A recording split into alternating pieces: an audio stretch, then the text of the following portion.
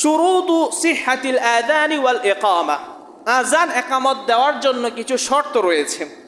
এক নম্বর হলো আইয়াকুনা মুসলিমান, যিনি আযান দিবেন তাকে মুসলিম হতে হবে।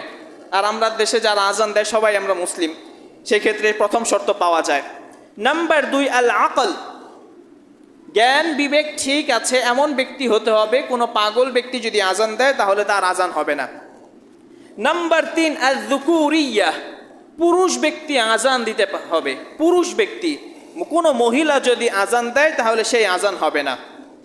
নাম্বার 4 আইয়াকুনাল আযানু ফি ওয়াক্তিস সালাতি, সালাতের সময় যখন হবে তখন আযান দিতে হবে।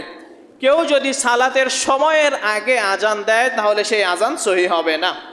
নাম্বার 5 আইয়াকুনাল আযানু মুরাত্তাবান ওয়া মুতাওয়ালিয়ান, আযান দিতে হবে আল্লাহর রাসূল সাহাবীদেরকে যেভাবে শিক্ষা দিয়েছেন প্রতিটা বাক্যের পর বাক্য মিল রেখে আযান দিতে হবে। কেউ যদি আযানে উলট পালট করে, অর্থাৎ কেউ বলল আশহাদু আল্লা ইলাহা ইল্লাল্লাহ, এই বাক্যটা পরে বলল, আবার আশহাদু আন্না মুহাম্মাদার রাসূলুল্লাহ এই বাক্যটি আগে বলল, তাহলে আযান হবে না। অর্থাৎ যেইভাবে পর্যায়ক্রমে আযান শিক্ষা দেওয়া হয়েছে সেই পদ্ধতিতে আযান দিতে হবে।